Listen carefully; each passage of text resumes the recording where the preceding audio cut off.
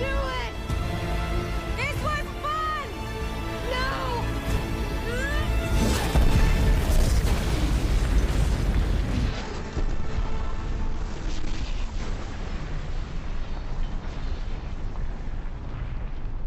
Marvel cinematic universe phase 3 వరకు పీక్స్‌లో ఉండి, phase 4 ఎందుకు వరస్ట్‌గా మారింది? ఫేజ్ 4 నిజంగా వరస్ట్‌గా ఉందా? లేక 'infinity war', 'end game' movies ఇచ్చినంత అవుట్‌పుట్ ఫేజ్ 4 ఇయ్యలేదు కాబట్టి అలా నిందలు వచ్చాయా? ఫేజ్ 4లో Iron Man, Captain America, Black Widow, T'Challa లాంటి ఫేమస్ క్యారెక్టర్స్‌కి రిఫరెన్స్ ఇచ్చినా ఎందుకు ఫెయిల్ అయింది? సీజీఐ అవుట్‌పుట్ బాగోలేక వరస్ట్‌గా మారిందా? అనే ప్రశ్నలకు సమాధానం ఈ వీడియోలో చూద్దాం. మార్వెల్ ఫ్రాంచైజ్ ఫేజ్ 4లో వరస్ట్‌గా ఉండడానికి ముఖ్య కారణం CGI, computer generated imaginary. Go by the name Astrid. I'm now known as Axel. He's a singer from a popular band I heard on Earth. Gina!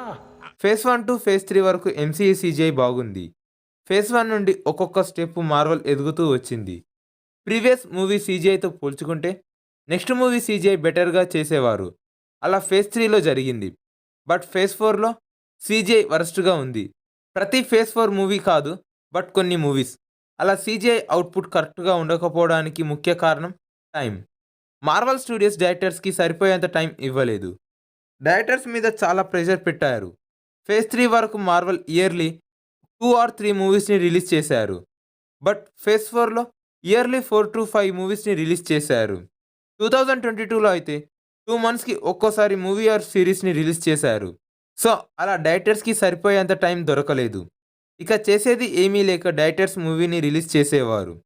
అలా డైరెక్టర్స్ కూడా CGI output correct ఇవ్వలేకపోయారు.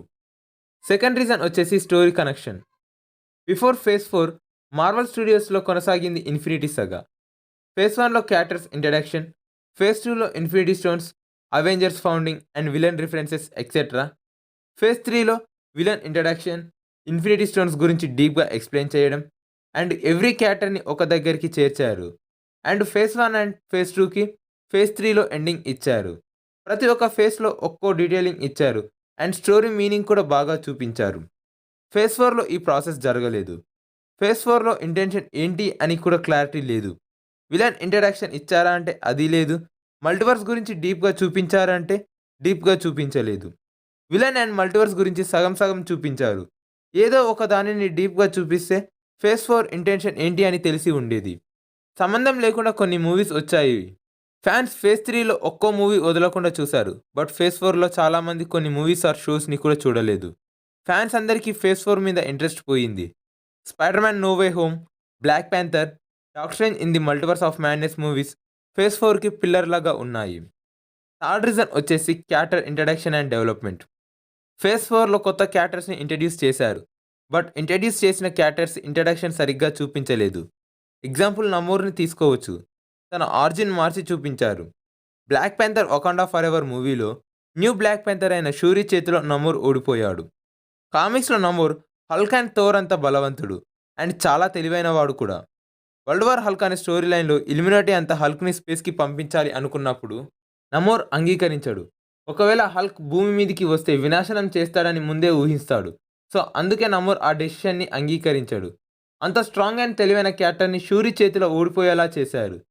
Next doctor strange multiverse of madness movie illuminati introduction. Illuminati వచ్చింది అని సంతోషించే లోపే ఆ క్యారెక్టర్స్ని చంపేశారు. అంత strongest క్యారెక్టర్స్ని అంత ఈజీగా చంపేశారు. ఇల్యూమినాటీలో ప్రతి ఒక్కరు ఒక్కో కంట్రీని డిస్ట్రాయ్ చేయగలరు. అంత స్ట్రాంగ్ ఉన్న క్యారెక్టర్స్ని ఈజీగా చంపేశారు. ఫైనల్గా గోర్ ద గాడ్ బుచ్చర్. ఈ క్యారెక్టర్ని అయితే స్టోరీ పరంగా, ఇంట్రడక్షన్ పరంగా, డిజైన్ పరంగా వేస్ట్ చేశారు. కామిక్స్లో తను చనిపోయినా పర్వాలేదు, బట్ గాడ్స్ అందరు చావాలి అనే లక్ష్యంతో ఉంటాడు. గోర్ని ఆపడానికి 3 థోర్స్ వస్తారు. అలా వచ్చినా కూడా గోర్ని ఆపడం చాలా కష్టంగా మారింది. జస్ట్ తన పేరు నిలబెట్టుకోవడానికే సెలెస్టియల్ని చంపేశాడు. బట్ లైవ్ యాక్షన్లో చైల్డ్ కిడ్నాపర్ని చేశారు గోర్ని. థోర్తో ఫైట్ చేయడమే గోర్కి కష్టంగా మారింది. ఇలా క్యారెక్టర్ డెవలప్మెంట్లో కూడా ఫేజ్ 4 ఫెయిల్ అయింది. ఈ 3 మేజర్ రీజన్స్ కారణంగా ఫేజ్ 4 ఫ్యాన్స్కి నచ్చలేదు. మూవీస్ తీయడం చాలా కష్టమే, బట్ మూవీస్ చాలా రిలీజ్ చేయాలనే ఉద్దేశంతో సీజీఐ అండ్ స్టోరీ అవుట్పుట్ సరిగ్గా ఇవ్వలేకపోయింది. మార్వెల్ తమ తప్పు తెలుసుకొని ఫేజ్ 5ని బెటర్గా చేస్తున్నారు. మార్వెల్ ఫేజ్ 4 వరస్ట్గా మారడానికి కారణాలు ఏమై ఉంటాయని మీరేమనుకుంటున్నారో కామెంట్ చేయండి ఫ్రెండ్స్. మీకు ఈ వీడియో నచ్చితే లైక్ చేయండి.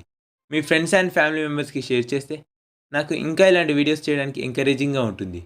ఇంకా ఇలాంటి వీడియోస్ కావాలంటే మన ఛానల్ని సబ్స్క్రైబ్ చేసుకోండి. Thank you for watching this video.